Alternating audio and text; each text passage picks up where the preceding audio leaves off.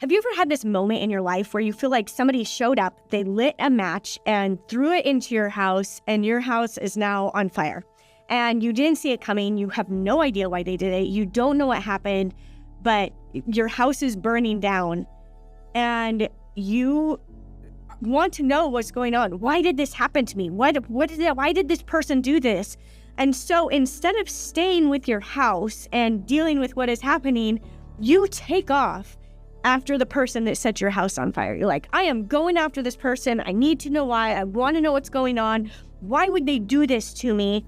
And you run off and start chasing this person. Meanwhile, your house is on fire. It is burning down. And the longer you leave it, the more fire damage is happening. My name is Jessica Frew, and I am a decision-making coach for women. I help women unlearn the conditioning in their life so that they can make decisions that are best for them. We are going to release the conditioning that has told us we need to remain small, that we are not worthy, that we need to change our bodies, that we need to age a certain way, that this is how a good woman, a good girl shows up and acts in the world. That is my whole goal and intention. And today I'm going to talk to you about how you are letting your house, your life burn down by chasing something that doesn't matter. Okay, I love this analogy of the burning house because it's such a clear visual. Like if your house was set on fire, if it was literally set on fire, what would you do? Call 911, get the firefighters there. You would stay at this scene and put the fire out. You would want to deal with the situation that is in front of you. But so often in life, our house gets set on fire. Somebody comes in and sets it on fire, or a situation happens that we couldn't have predicted and our house is set on fire. Or maybe we made some decisions that got us in kind of a crappy situation, and so now our house is on fire. And that's okay because we have power to do something about it. Like, we're not going to beat ourselves up for that. We are going to acknowledge where we're at. We are going to say, okay, this is my house right here, right in front of me, and it is in flames. And I'm going to use the analogy of having a partner, like where we're dealing with betrayal or infidelity or having a partner come out, or something that has happened in our relationship. The other person has come in, they have lit our life on fire, they threw the match in, it is burning up, and we are there going, what just happened? Now, what I see time and time again as a coach for women, 99% of the women I coach are going through something in their relationship, is instead of dealing with their fire, with their house that is on fire and is right in front of them, they are chasing after this person that lit it on fire because they want to know why they did it. They want to know why. What did I do? What could I have done better? And we want to make it about us. Like, and this person might have made us feel like it was about us. Well, you're the one that did this. That's why the house is on fire. Well, you're the one that did this. That's why I had to have the affair. You're the one that did this. That's why this is now burning down. You're really the one that is responsible. But instead of coming back, we are over here chasing down this street, trying to capture this person that set our house on fire instead of dealing with the fire. Do you understand why that doesn't serve you?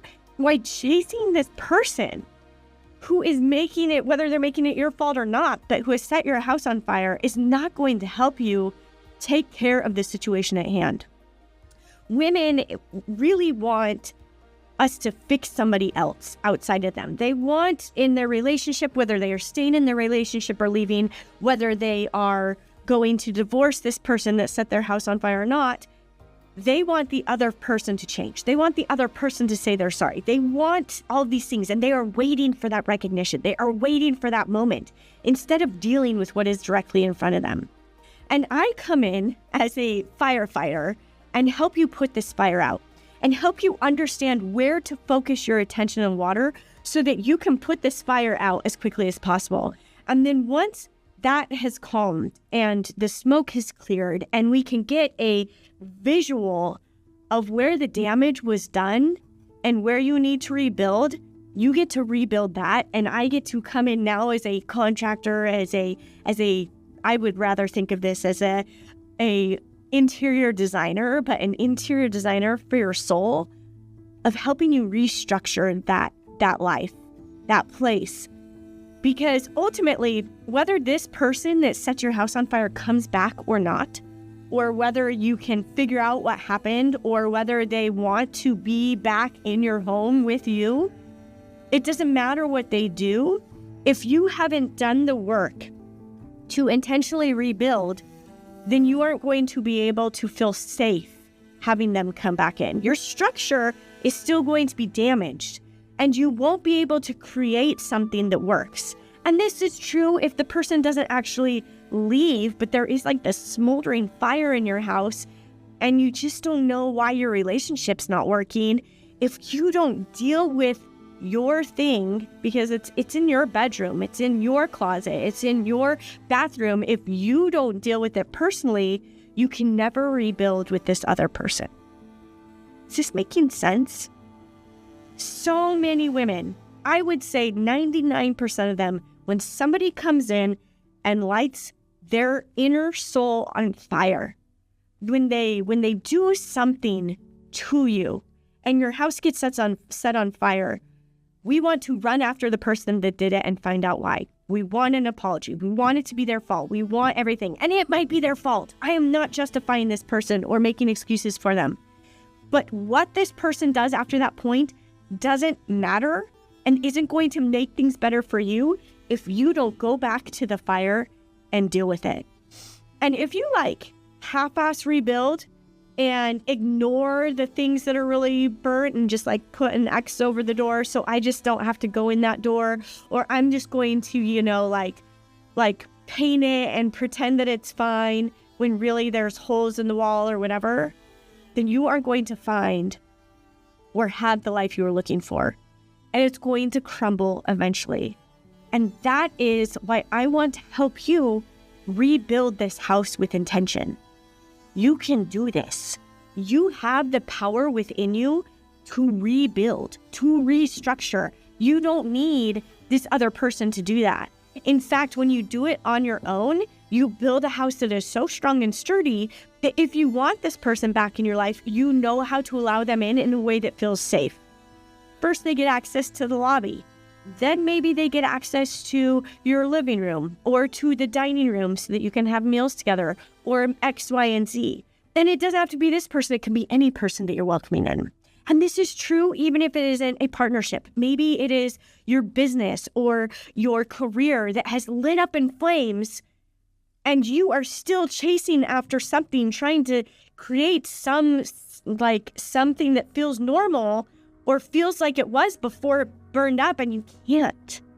You have to deal with this and allow it to be different than it was before, but work with the things that you have been given. How much insurance money do you have? What do you want it to look like without this other person in your life? How do you want it to feel? And most women are afraid of that moment. But when we get into it and we start doing it, that is one of the most freeing moments you will ever have.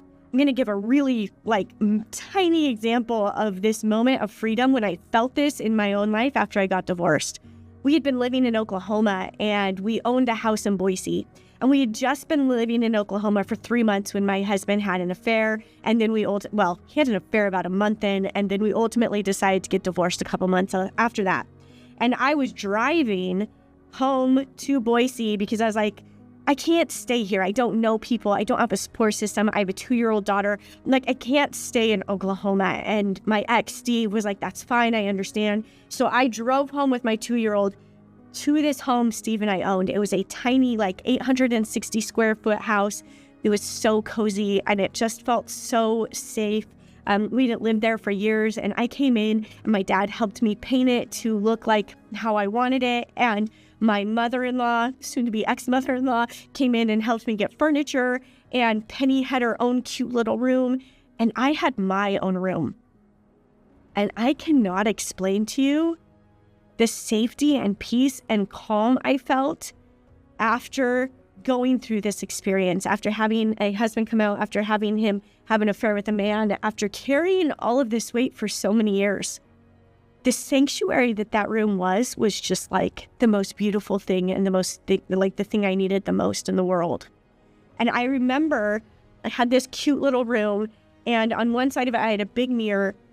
And underneath it, I set up this place to display all of my high heels. And every night I would go to bed just looking at that little thing of the display of high heels. And it felt like complete freedom and joy to me. It felt like relief. It was like this one little thing that I got to build that was so me and so beautiful. And you would think that in this moment, I felt so lonely. And sure, there were nights of that. But in general, I just felt this freedom and peace that I hadn't felt for years.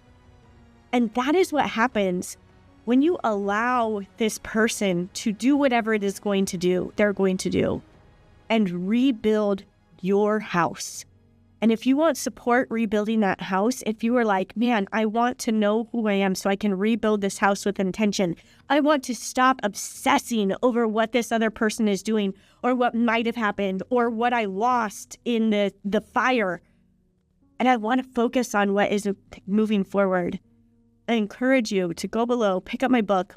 You can go below, or you can go to shoveyourshoulds.com/free book and pick up that free book today, because it is going to help you rebuild one piece at a time. And I'm also going to include the link to get on a free call with me, because if you're like, I need this now, I want support now, then let's do it.